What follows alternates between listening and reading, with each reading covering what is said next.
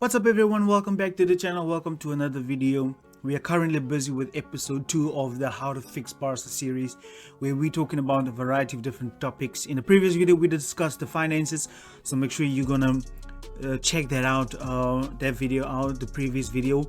And before we get into today's subject, which is how to fix our defense, I want to ask you to please subscribe to the channel. It's going to help us a lot if you do.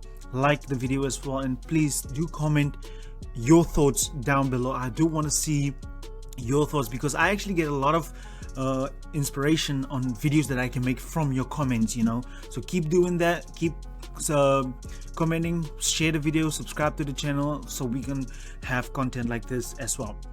In the past few years we have seen a really stagnant state of the Barcelona defense. Barcelona has never really been good at defense. The fact that we keep the ball for so long, we actually neglect these the defense. We always talk about having defenders that's good on the ball, especially the center backs that's good on the ball, that we sometimes forget that these guys actually has to defend first. They have to be good defenders first, and then they can be good on the ball. And PK is really the only one that I really can say that he's good on the ball. He could, I would definitely try out PK in defensive midfield. That's how good PK is, But I haven't seen a great defense. We've always leaked a lot of goals, we score 4 and then we concede 2. So that's really been the state. And the manager that our defense have been the best with is actually Ernesto Valverde. And Ernesto Valverde get a lot of criticism when it comes to his team, but really he wasn't in control of this. And I'm actually getting an idea now. I want to make a video of why Ernesto Valverde should have been still manager at this club, and a lot of you might disagree with me. A lot of you might say, this guy's crazy, but yeah, I'm gonna make a video on that when we're done with the series. I'm gonna try and make a video on that. But in today's video, we're going to talk about the same structure that Ernesto used. Xavi and Pep and Mikel Arteta specifically, as well as Julian Nagelsmann sometimes, is also using the 4-4-2 formation when it comes to defending. But now, this is the thing. Ernesto has been doing this for a long time, and now Pep Guardiola is doing the same thing. But the thing is, what I want to see in this coming season, I want to see something different when it comes to the defense. And something I haven't seen Barca use is a high line. We haven't been using a high line since Ernesto Valverde. Ernesto was the only guy that was doing a high line. Now don't get me wrong, this high line is not defending high up the pitch. The high line, actually Ernesto used this when the opposition plays the ball backwards. Then Ernesto tasked PK specifically to be in control of the high line and actually bringing the line out, right? Whereas when the line comes out, these two strikers up front, they put pressure wherever the ball is and force them to one side, and then we press from there. We need to use a high line. I haven't seen a high line since forever. And people might say, no, Barcelona's defenders is not quick enough to be able to keep a high line. But the thing is, like I said, when they play the ball backwards, then we bring out the high line, right? Which means when we high press, so this goalkeeper or center back or whoever has the ball can't play the ball over the top because these guys is going to be offside. I want to see a high line next season, and this is how we're going to fix our defense, guys. We need to use this high line, this high defensive line. And not only do we need a high line, we need Ter Stegen to up his game and come play the sweeper keeper role. For whatever reason, if we keep a high line and they beat this high line, he needs to be able to cover this space in this area right here. We need him to step up. I want to see something different, a sweeper keeper role. This is gonna make us better as a team. This is going to make this the fields the pitch so small for these oppositions, and then people, he can even go and clear out. I'm actually part of a football team where I used to coach, and this is one day we weren't enough players to actually play this game. So I think we were 9 players with the goalkeeper as well. We were 9 players. So I told the guys, let's play a back 3 and then this we play with a very high line, and then this keeper is right here where he is right now. So he would be, so any ball that comes through here, he would come out, and then he clears the ball out to the